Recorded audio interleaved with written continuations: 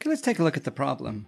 Gibbons, small Asian apes, move by brachiation, swinging below a handhold to move forward to the next handhold. Okay, so the gibbon holds on here and then swings like so. Now you can see the gibbon is moving in an arc of a circle. And in fact, that's how we model it. We model its motion as that of a point mass swinging at the end of a 0.6 meter long massless rod. So we're going to take this and we're going to model it this way. We have a rod connected to a support point. At the end of it, there's a single mass swinging like so, and we can see it's going to be moving in a circle, okay? And the length of the arm we're going to take as the length of the rod that's supporting this mass, okay? And we know if we're treating the gibbon here, we're thinking about the gibbon as the object of interest. There's an upward force on the gibbon. And let's just call it a tension force. Since we're modeling the arm as a metal rod, there's a tension force here. Pulls upward on the gibbon, also pulls downward on the branch, okay? This force is the same as this force. It's a tension force. It acts at both ends. And so when we're trying to find the force that the branch has to support, that force is just the same as this force. The upward force provided by the arm, which we're modeling as a massless rod, to the gibbon. And so this is the force that we're looking for. Treating the arm as a rod, what is the tension force in it? Okay? So we're going to treat this motion of gibbons as a circular motion problem. Now to set it up, we're going to do this. We're going to prepare by taking the motion and considering two different pieces of it. Okay, first off, we're going to draw a motion picture, okay? We have a rod, and the length of the rod, which is equal to the radius of the circle, is just 0.60 meters. At the end of that rod, there's a mass. The mass is just the gibbon, 9.0 kilograms. And the gibbon is moving in a circular arc, okay? At the point we're interested in, the bottom of the arc, the gibbon is moving at 3.5 meters per second. Now that seems like a reasonable speed. Gibbons are pretty athletic creatures, and if you've ever seen one swinging, that is a pretty good speed. This is like a decent, jogging speed right here. That's a decent running speed. So this seems reasonable. So here's our motion. Now, if we have motion in a circle, there's a velocity in this direction. There's an acceleration directed this way, towards the center of the circle, okay? That immediately tells us something about the force. Now this view right here, this is about the motion.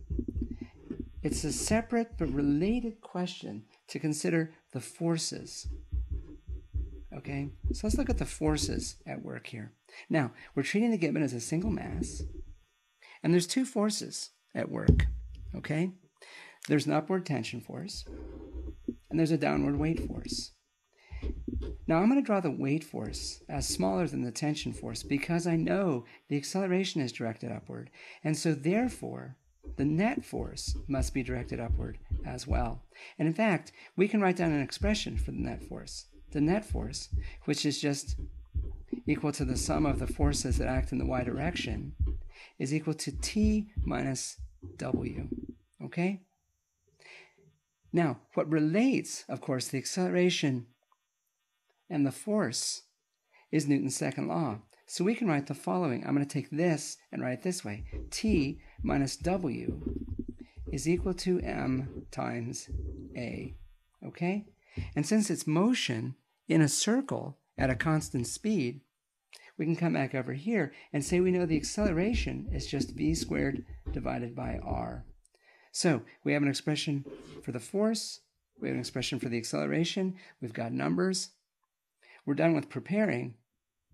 We're ready to solve. And let's do that. So for solution, we'll start with this. T minus W is equal to M times A.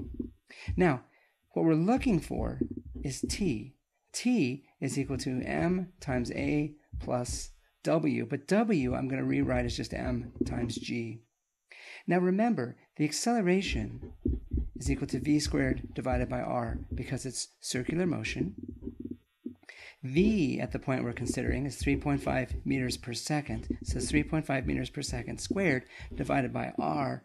R is 0.60 meters. And so I can calculate an acceleration. And if I do that, I get an acceleration of 20.4 meters per second squared. Now notice, we're keeping an extra decimal point. This is a 2 sig fig problem. We've got 9.0 kilograms, we've got 0.60 meters, 3.5 meters per second. It's a 2 sig fig problem, but we're keeping an extra digit because this is an intermediate stage of the calculation. The tension force, okay, is equal to m times a plus m times g. So it's equal to m times a plus g. We know what a is. It's 20.4 meters per second squared. We know what g is. That's 9.8 meters per second squared. And we know the mass. The mass is 9 kilograms. So we get 9.0 kilograms times the acceleration. That's 20.4 meters per second squared plus g, 9.8 meters per second squared. Net result, we can calculate a tension. And this, I will round to 2 significant figures. And if I do that, I get it's a force of 270 newtons. And this is the answer that we're looking for. This is the support, the force that the branch must support. And how are we going to assess this result? Okay?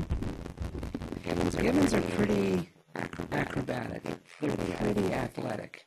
Let's compare this force to another force that relates to Gibbons, specifically the weight force. Now the weight force is just m times g, okay? Mass is 9 kilograms, g, 9.8 meters per squared. Multiply those. The weight force is about 90 newtons. And so we get the tension force is about 3 times the weight force. That tells me that this is reasonable, okay? If you are a good runner, you're certainly pushing off in the ground with a force that's about 3 times your weight, okay? And more at some phases of your stride. So this seems reasonable. This seems like a reasonable number. It's something that requires a certain degree of athleticism, but doesn't require like superhuman or super gibbon strength to make this happen. So net result, when we assess it in terms of another force that makes sense to the gibbon, our result seems reasonable.